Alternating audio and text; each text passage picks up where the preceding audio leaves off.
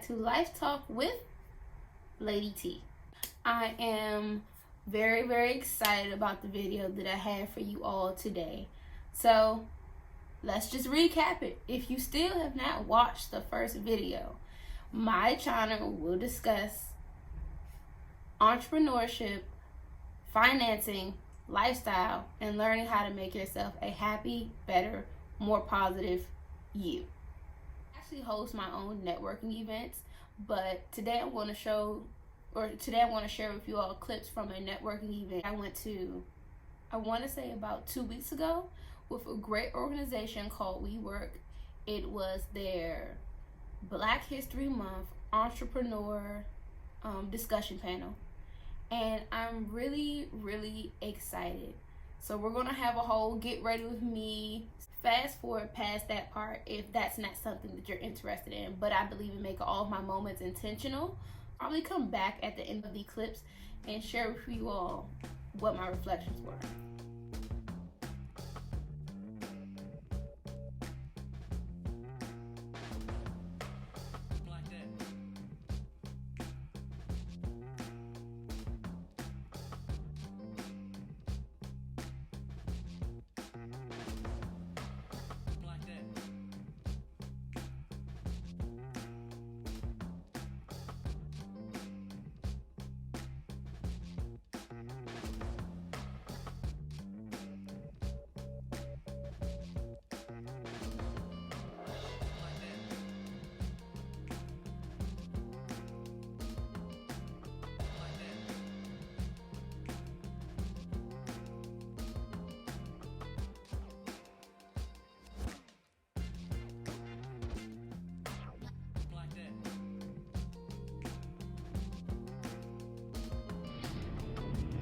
So good morning, guys.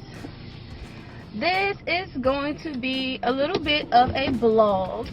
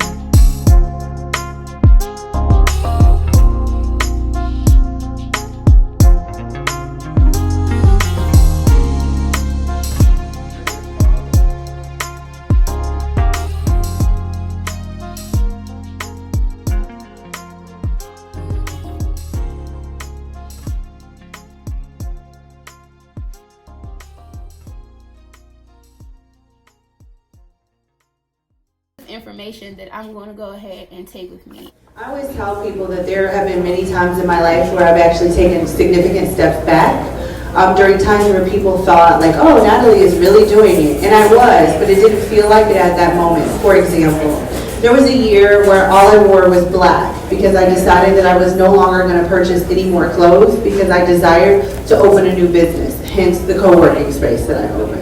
I realized how much money I saved the year that I decided that the only color I was wearing was black. I had 2 pairs of black pants, 2 black skirts, and 3 black tops. That was the outfit, and that was the situation. Now, we can look at things like Mark Zuckerberg and others who wear the same outfits over and over and over again. I got the inspiration from that from an article I read that talked about, as a CEO, the number of decisions that you need to make every day and the idea of what's called decision fatigue. And as women, you know that we need to show up and we need to have everything together in a way, in many instances, that men don't even understand, okay? And so I wanted to take something else off my plate, both as a decision as well as a financial hindrance to me. The other thing that I did was I owned a property in Austin, and I moved into a room that one of my friends had at her house with all my boxes. And I remember being in that room and feeling kind of depressed, like, man, what am I doing with myself? I'm taking all these steps backwards. Like, this is not what I thought was going to be happening. But it was the money that I saved from renting my place out on Airbnb that actually gave me the foundational capital that I needed to open my co-working space. Subsequently, we ended up getting government contracts. So I say to you that there are always things that you can cut back on. There are clothes that you don't need to buy. There are places that you don't need to be staying in. There are cars that you don't need to consume until you get to a certain space and place in your success as it relates to finance. Like, I don't have any financial debt because I've paid off every financial debt I've ever amassed. But I also just got a car for the first time in 4 years being in DC. Those are the types of decisions that as an entrepreneur I think is really important for you to make, particularly when you're going for financial capital. Because the first question that people are going to ask you is, how have you invested in your own venture? And if the answer is that you haven't, or if the answer is that you take out so much from your company to pay yourself a salary, to maintain a sense of lifestyle that you feel you are deserving of, they are going to notice that, and that's not something that they're going to invest in. You have to be willing to sacrifice for a couple of years. I have a favorite quote, and it's, entrepreneurship is living a few years of your life like others won't, so you can live the rest of your life like others can't.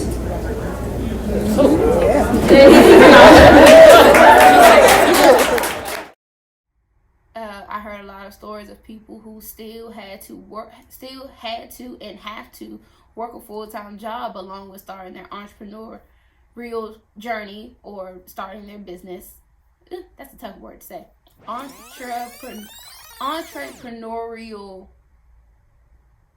endeavors, we're just going to say starting their business. Some people will advise you quit your job so that you can become an entrepreneur. And I don't know, I guess you have to do at the end of the day what works for you.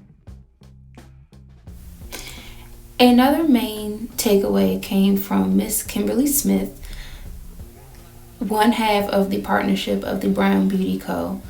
I think this was when they were talking about getting financing. And I'll just play the clip so that you can hear what she said. About funding that for a lot of Black-owned businesses, it's often that we don't get funding until we've proven our business versus the opposite. They just have an idea and they often get funding from the beginning.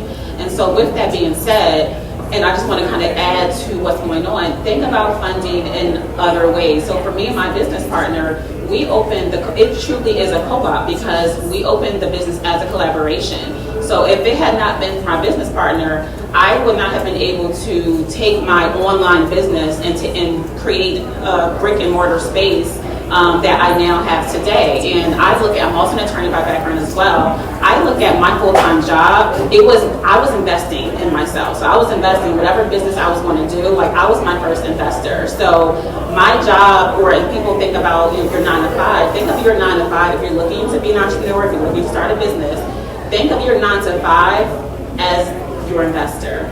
And so I think sometimes we kind of get stuck in like, how do I start? Because I don't have the money, or I'm not getting this loan, or I'm not getting this. we do have to invest in ourselves, but look at that job. So we're always so quick to like want to quit those jobs and just want to just work for ourselves. No, don't do it. Okay? If you have a 9-to-5 job that's giving you benefits, you have health insurance, you have a 401k, hold on to that and take those paychecks that every 2 weeks direct deposit, cha-ching, that is going into your future business. And so it's other ways that we can really fuel the business without waiting for someone else to invest in us. We can do it ourselves, but be creative. And you don't have to do it alone. Find someone potentially that you can partner with, and that could be a way of, spreading your funds and expanding as well. That is one thing that she said was that you should treat your full-time job or your daytime job or nighttime job or whatever that main source of income is for you while you're building your business like your investor. Think of them as your biggest investor. And to me, that makes perfect sense, because the reality of it is people are doing that anyways. When you start a business and you have to take your own money or money from your savings and you have to put it into buying the resources and things that you need for your business. I know for me, starting up to become a paint party instructor, I had to put up my own money into buying the easels, buying the canvases, buying the brushes, buying the paint, renting the space if I'm going to do that. And I know in a previous video I discussed, kind of going through a period of depression, and that being solely related to where I worked. But really, I have no negative feelings about the company, but not where I worked, but because I was doing nothing but working. I was getting up every day and punching a clock, doing a job that had nothing to do with what it was I wanted to do. And I still work a full-time job. But now, because I'm actively pursuing my dreams and trying to start my business while working, it makes it easier to do. It's like, I'm working for a cause. I'm not just working for a paycheck. I'm working for this dream, for this hunger, for the desire that I had within me to do something bigger than myself.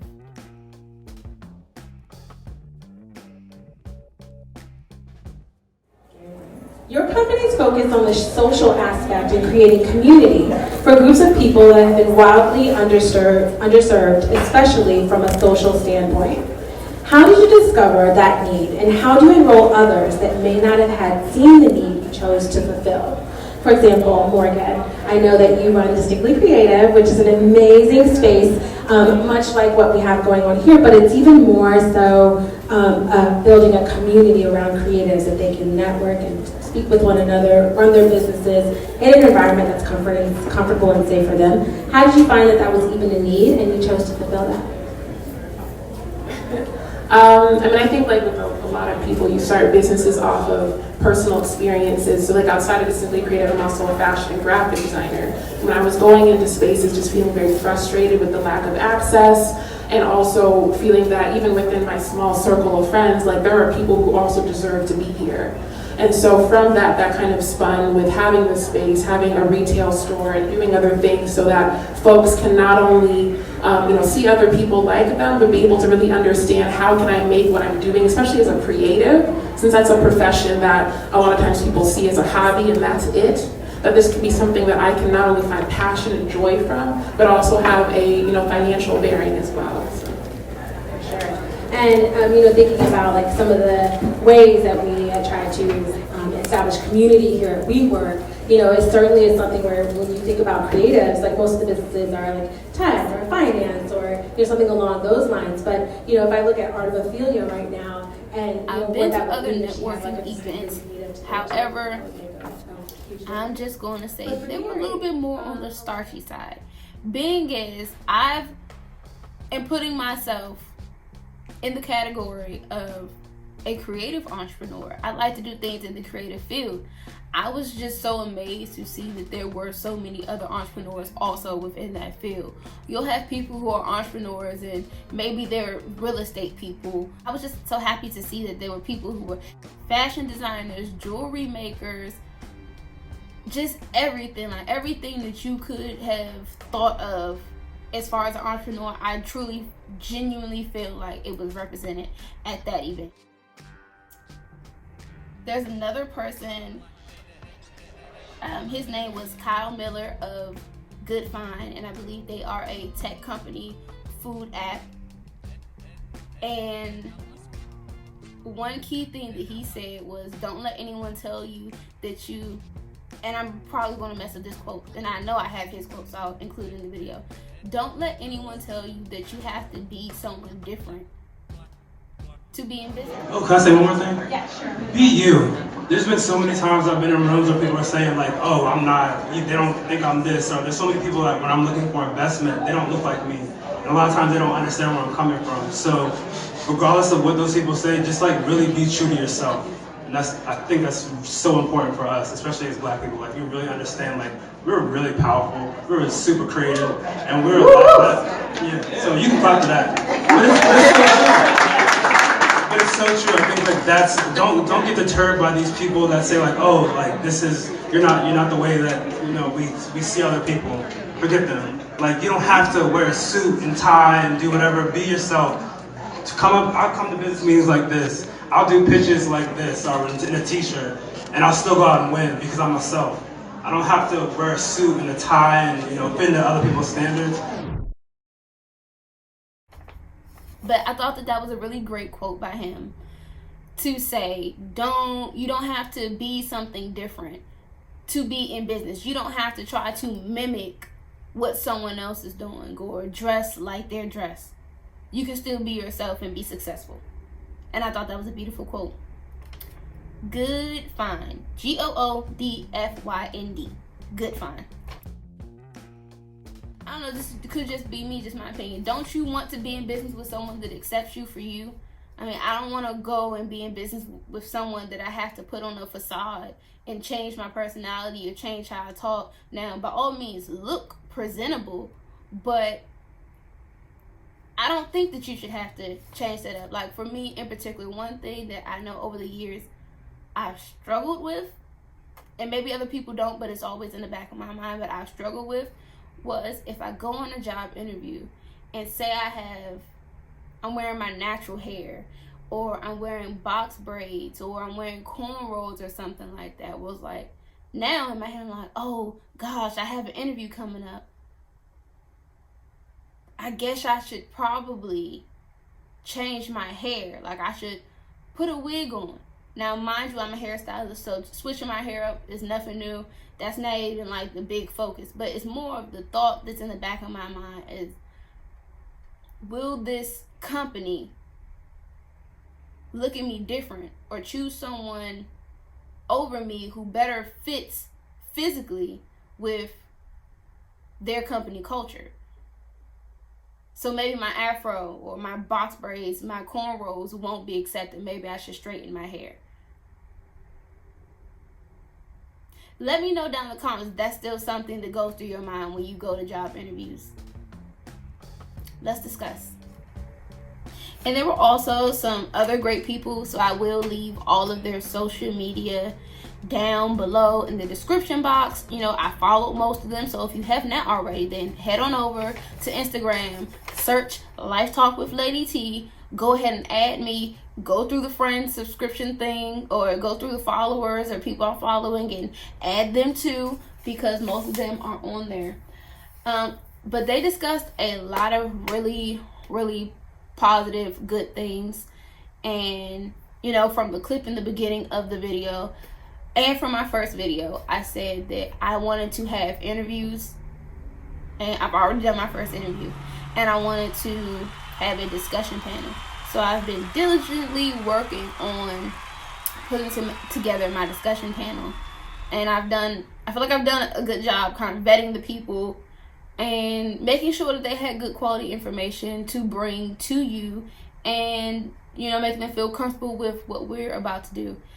Another thing that they discussed was about partnerships, and that's definitely a bigger conversation that I want to have at my discussion panel. I always say, yes, you can be successful on your own, but you could probably get there a lot quicker if you partnered with someone to do it.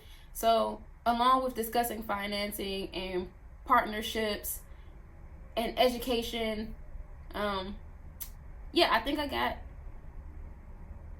some pretty good information from the panel discussion.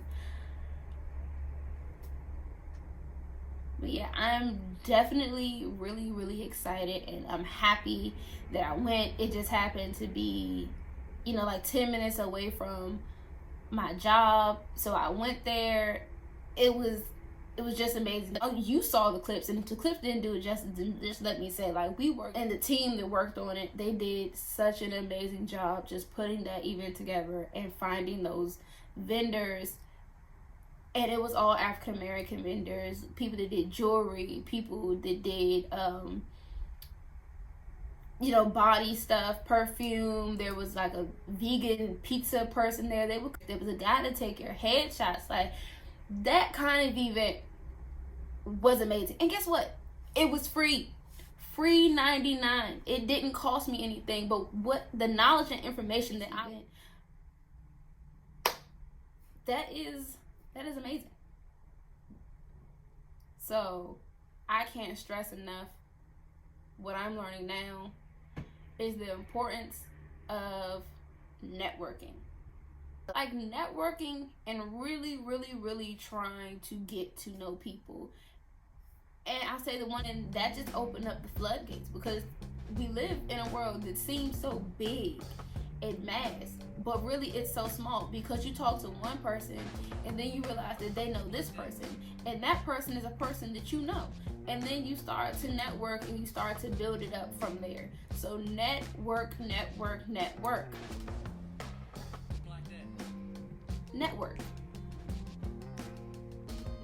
That felt good. I think I'm going to say it one more time. Say it with me. Network.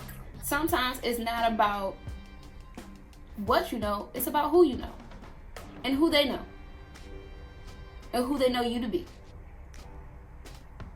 And that opens up the door for opportunities. Now, what you choose to do with those opportunities is your choice.